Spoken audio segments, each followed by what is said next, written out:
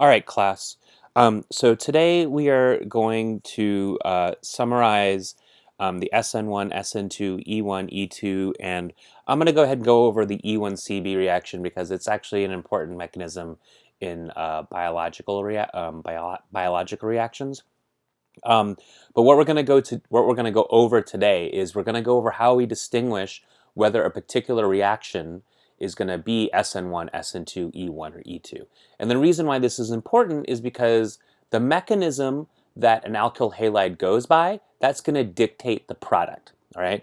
So before we get started with that, I want to quickly go over the E1CB. So we've gone over, last lecture we were talking about elimination reactions, and we had gone over already the E1 reaction, which is where the leaving group leaves, and then you make a carbocation, and then the base comes in and eliminates the proton to give you the alkene here. So in this case, what happens here is leaving group leaves first, then you eliminate and you make the double bond. And in the E2 reaction, what we went over was the fact that in this reaction, the proton transfer right here is happening at the same time as the leaving group is leaving at the same. So it's a concerted reaction. So it's a second order because the base and the electrophile are both taking part in the rate determining step. In the E1 mechanism, this is the rate determining step, the making of the carbocation. This is the only molecule involved in the rate determining step. And so remember we talked about that you can think about an elimination happening where if you kind of think about the leaving group leaving and then you do the proton transfer, or the proton transfer and the leaving group leaving happening at the same time. Another way to think about an elimination reaction happening is for the proton transfer to happen first and to make a carb anion intermediate. And then this carb anion intermediate from here to here, that's the rate determining step. And so this complex is the only thing involved in the rate determining step, right? So it's called an E1 conjugate base. So that's the reason why it's called E1 is because it's rate determining. It's rate determining in terms of making of the conjugate base going to the alkene, right? So this is the conjugate base of the acid, right? So if this is acidic, this is the conjugate base, right?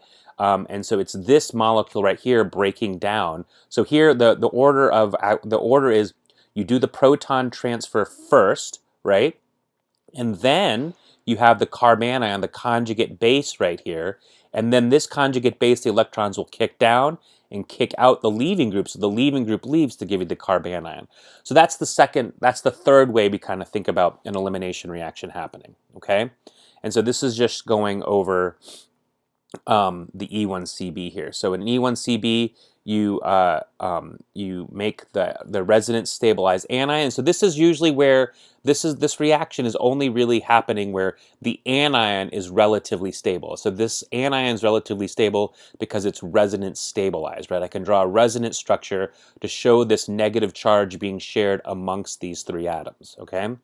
All right, so now with that in mind, what we're going to go over now is we're going to summarize we're basically going to determine when we look at an alkyl halide and the reagents, how do we determine what the actual reaction is? Like, is the reaction going to be SN1, SN2, E1, E2, or E1CB? And again, the reason why this is important, right, is because based on the reaction mechanism of an alkyl halide, that's going to dictate the product you make, okay?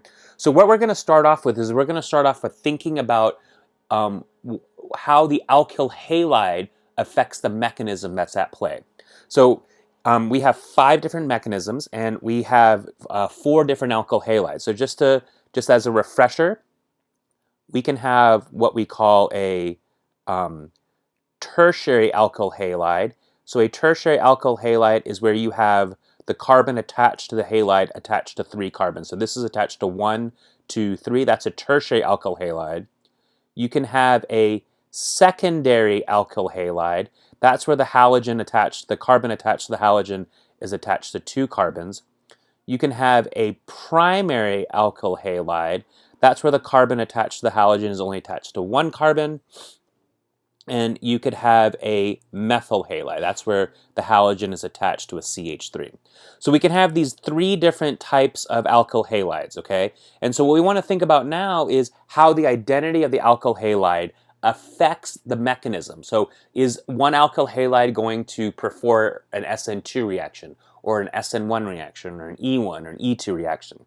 So what I'd like you to do is to take a minute and think about, how the alkyl halide might affect the mechanism that's formed. So pause the video, try to fill in that first row. Okay, so welcome back. So hopefully you took a minute just to try to fill in that first row on your own. And so what we find in terms of how the alkyl halide affects the mechanism, what we find here is that in terms of the SN2 reaction, the less hindered the alkyl halide, the more likely an SN2 reaction is to take place. And that makes sense because of the backside attack. In these first order mechanisms, in the SN1 or the E1 mechanism, these are going by carbocation rearrangements. Okay?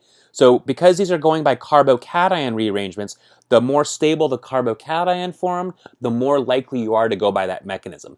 The more stable carbocation is going to come from the more substituted alkyl halide. So we see here for the SN1, it's the exact opposite trend as the SN2. The E1 has the same trend as the SN1. Now notice the E2, if you think about it, it can work for any type of substrate except for the methyl halide. You can't eliminate HX from a methyl halide to make an alkene.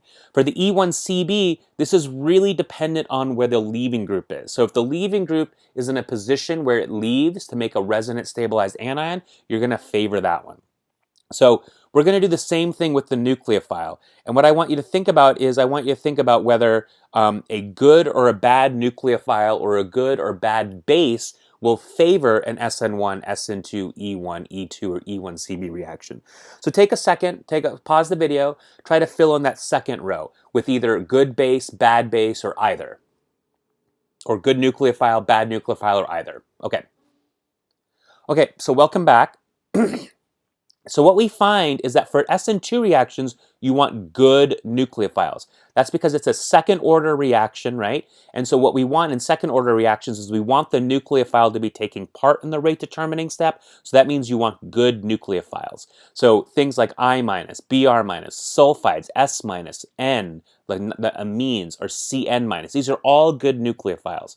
For the SN1 reaction, because it's first order in the mechanism, and the only thing taking part in the rate determining step is the electrophile, we want bad nucleophiles, or bad nucleophiles will be taking part or will be favoring the SN1 reaction. These are things like alcohols or water, right? So these are protonated oxygen, okay?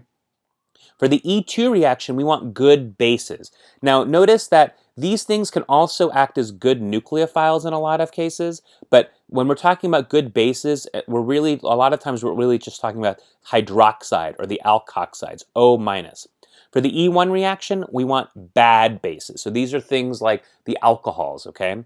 And in the E1CB reaction, the base is important. You kind of want somewhat good bases, but really what's important is the identity of the conjugate base. So now what I want you to think about is that I want you to think about how the leaving group affects these reactions. Do you need good leaving groups or bad leaving groups? And try to remember what things are good leaving groups and what things are bad leaving groups. So pause the video, try to fill in that third row. Okay, welcome back.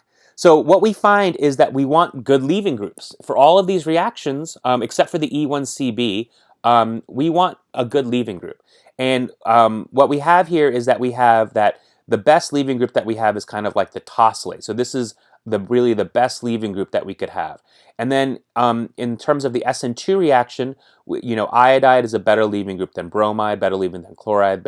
And this has to do with polarizability. The bigger the atom, the more likely it is to satisfy that negative charge, making it a better leaving group. And notice that down here, we rarely ever see these as leaving groups in the SN2 or the E2 reaction, okay? So basically, in terms of leaving groups for the SN2 or the E2 reaction, we're only going to be dealing with tosylate, iodide, bromide, chloride. Tosylate, iodide, bromide, or chloride. These are such bad leaving groups that they don't really work. In terms of the SN1 and the E1 reaction, we have that same type of leaving group ability, but notice that what we also have here is we throw in water. And we remember we went over the elimination of of an alcohol to make an alkene. That goes by protonation of the alcohol to make that oxygen a better leaving group, and then water leaves. So here we find water as a kind of a leaving group. For the E1CB, what we find here is that we actually can have bad leaving groups. And what we're looking for in terms of the leaving group is we want a leaving group that's 2 carbons away from a carbonyl, okay? And so we'll go over what that means in a little bit. So now what I want you to think about is the stereochemistry or the regiochemistry. So a lot of these reactions in terms of the substitution reactions, you can either have retention of the stereocenter, inversion of the stereocenter, or racemization of the stereocenter. So for the substitution reactions, determine what's going to happen for those reactions. For the elimination reactions, you can either make the most substituted alkene or the less substituted alkene. Remember, you can make the Zaitsev product, and we went over in class how you make the Hoffman product. So just pause the video, see if you can figure out how what happens in terms of stereochemistry and regiochemistry for these things. Okay, welcome back. So in terms of in terms of stereochemistry, in the SN2 reaction, remember, you get inversion of the stereocenter. In the SN1 reaction, you get racemization of the stereocenter. In the E2 elimination, you get the Zaitsev product, except when you use big, bulky bases, like tert butoxide. So remember, this is a big, bulky base here. So a big, bulky base would be something like tert butoxide. So tert butoxide is a big, bulky base. When you use something like tert butoxide, you're going to, I'll redraw this again over here. When you have a big, bulky base like tert butoxide, that's going to remove the proton on the less hindered carbon to give you the Hoffman product. In the E1 elimination, you always get the Zaitsev product, and in the E1CB reaction, you're making conjugated carbonyls. So now I want you to think about solvent. Remember, we can have polar aprotic or polar protic solvents. What solvents do you think are going to favor? How do you think solvent's going to affect the mechanism at play? So pause the video and try to fill in that next row. Okay. Welcome back. So for the SN2 reaction, we find that that's favored by polar protic solvents, polar aprotic solvents. For the SN1 reaction, we find that that's favored by polar protic solvents, and in fact, we call these solvolysis. So the things that favor the might favor the SN2 reactions are things like DMSO or DMF. These are typical solvents that you would see below the arrow that would tell you that the reaction is going to be SN2. In terms of SN1, what you usually would see are things like alcohol below the arrow or water below the arrow.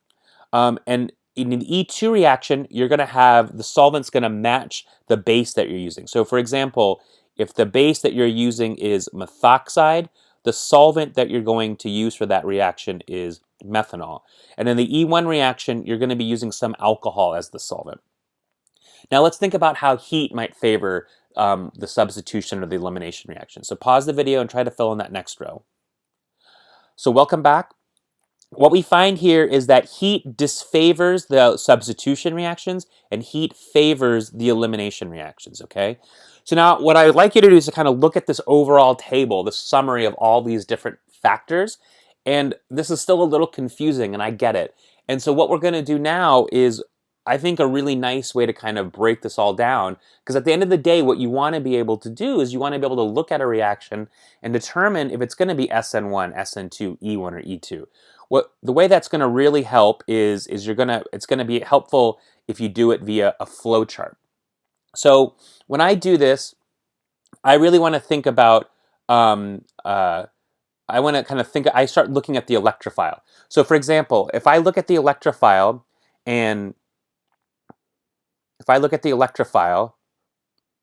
let me get my laser pointer. If I look at the electrophile, and I have a leaving group 2 carbons away from a carbonyl, then what's going to happen is going to be an E1CB reaction. Now, if I have a tertiary alkyl halide, a secondary alkyl halide, primary or methyl, so if it's not one of these and it's one of these, I can start to think about what mechanisms might be at play. Now, because the tertiary alkyl halide is so hindered, I'm automatically going to not have the SN2 reaction because I can't do that backside attack. In the secondary, all the mechanisms are still at play. In a primary, in the methyl, you're not going to do any kind of first order mechanism because we're not going to make that first order. We're not going to make that primary carbocation. Remember, these mechanisms, they require carbocation formation. And in methyl, you're not going to do the SN1 substitute reaction, and you're not going to do any elimination reactions because you can't eliminate to make an alkene and a methyl halide. Okay, so now we think about, okay, so now if I have a tertiary alkyl halide, that's what I can kind of start eliminating certain mechanisms. And then what I want to do is I want to ask myself, is the nucleophile or base being used in the reaction, is it good or bad? So remember, when we think about good or bad nucleophiles, right? So the difference is, so the difference here is in terms of good or bad nucleophiles. So things like good nucleophiles are CN minus, like things like X minus, right? And then amines are good nucleophiles, right? These are, the alkoxides are good nucleophiles or bases. Hydroxides are good nucleophile or base. So notice that the commonality between most things that are good nucleophiles or good bases, so these can all act as good nucleophiles. These are the only ones that are going to act as good bases. The one commonality between all of these things is that, remember, that they're negatively charged, right? So you look to see if the nucleophile or base is negatively charged. This is usually going to be either above the arrow or to the left of the arrow. But so it's one of those places. So you're looking above the arrow to the left of the arrow for the nucleophile. If it's negatively charged in amine, that makes it a good nucleophile or base. If it's an alcohol, so something like this or water, and these things would show up below the arrow as the solvent. These are bad nucleophile, bad bases. So once you ask that question, is the nucleophile good or bad? You can start eliminating some other reactions. So for example, once you've determined, let me go ahead and see if I can get rid of.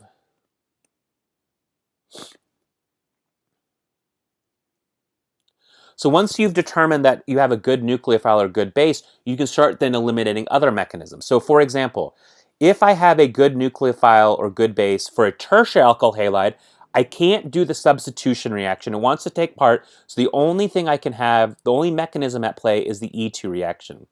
If I have a bad nucleophile or a bad base, I still have the option of the SN1 or the E1. For a secondary nucleophile, if I have a good nucleophile, or for a secondary electrophile, if I have a good nucleophile or good base, I can be SN2 or E2. For a bad nucleophile or bad base, I can be SN1 or E1. For the primary alkyl halide, if it's a good nucleophile or good base, I can be doing either the substitution or the elimination.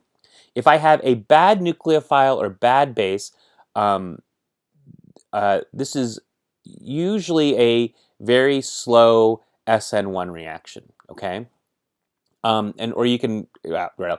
And if I have a good nucleophile or good base, this is an SN2 reaction, or I have no reaction in terms of a bad nucleophile or base.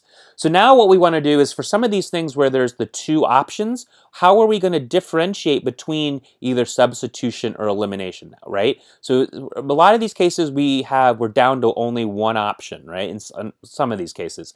But in these four cases, we still have one of two options that we can be. So how are we going to differentiate between those two? This is really, it comes down to heat. Heat is going to favor the elimination reaction in all of these cases, all right? So if I'm heating a reaction, I'm going to be favoring the elimination reaction in all of these cases. And in terms of the subs in the E2, the big bulky base, that's going to favor the Hoffman elimination product, okay?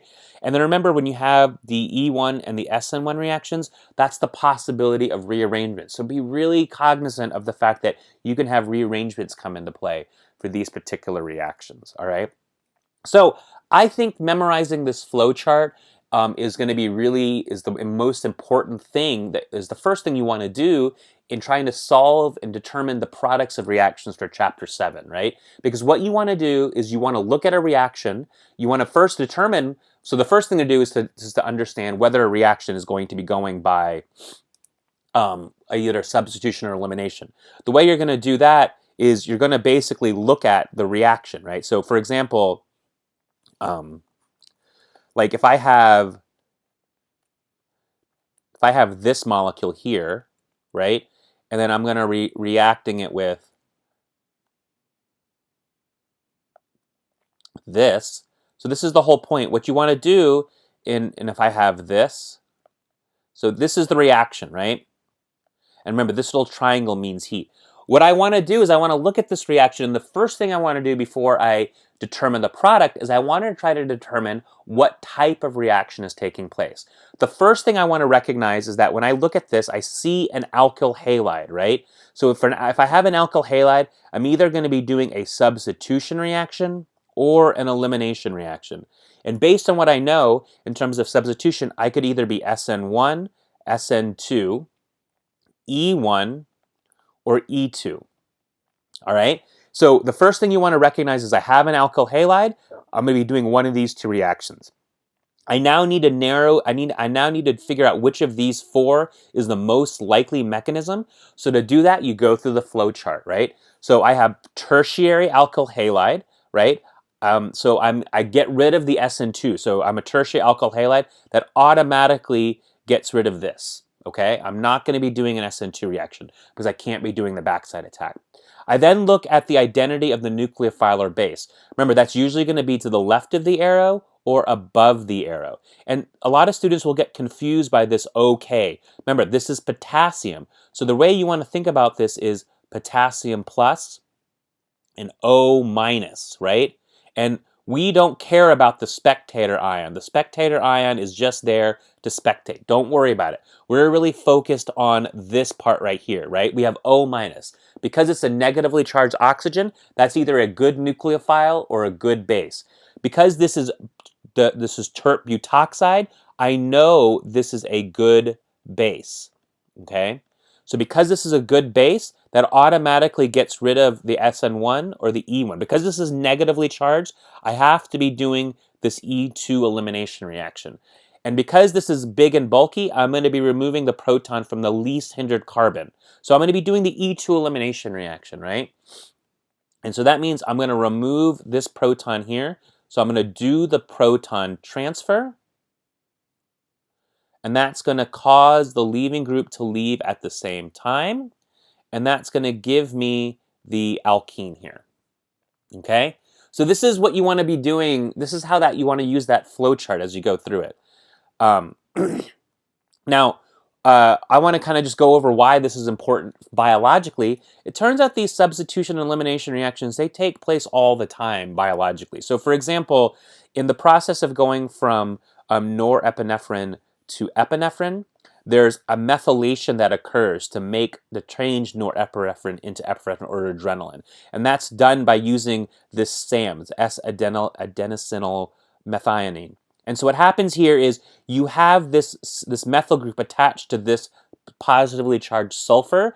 This is a very good leaving group. Remember, when I put a positive charge on an electronegative atom, that makes that atom more electronegative. So this makes the sulfur a really good leaving group. Normally S minus is a bad leaving group, but having a neutral sulfur leave, that's totally fine. So what happens here is that the nitrogen attacks the carbon and kicks this out in an SN2 reaction. Notice that there's oxygens here which are also nucleophilic, but the nitrogen is the attacking atom. And the reason the nitrogen is the attacking atom is because it's less electronegative, so nitrogen is more nucleophilic than oxygen. Because nitrogen is less electronegative, it's less likely to hold on to its electrons, and it's more likely to attack than oxygen. And so I can methylate and give you the ammonium salt. We can also do eliminations biologically. A lot of these eliminations, all three pathways occur, but the E1CB turns out to be a super common pathway. So what happens here is in a lot of biological reactions or enzymatic reactions, you'll have this type of molecule here where you have a proton next to a carbonyl and a leaving group 2 carbons away from the carbonyl. There's a weak base that will remove the proton to make your conjugated base. That conjugated base will then kick down to make the alpha-beta unsaturated system. And so this is a common mechanism this is a common thing you see biologically, okay? So go over that, try doing a bunch of problems in the back of the book, and we'll try to go over some other problems. Let me know if you have any questions. I know this is really complicated. It can get really confusing. It takes a little time of messing around with it and working with it for it to make a lot of sense. So let me know if you have any questions. Good luck, and I will talk to you later. Thanks.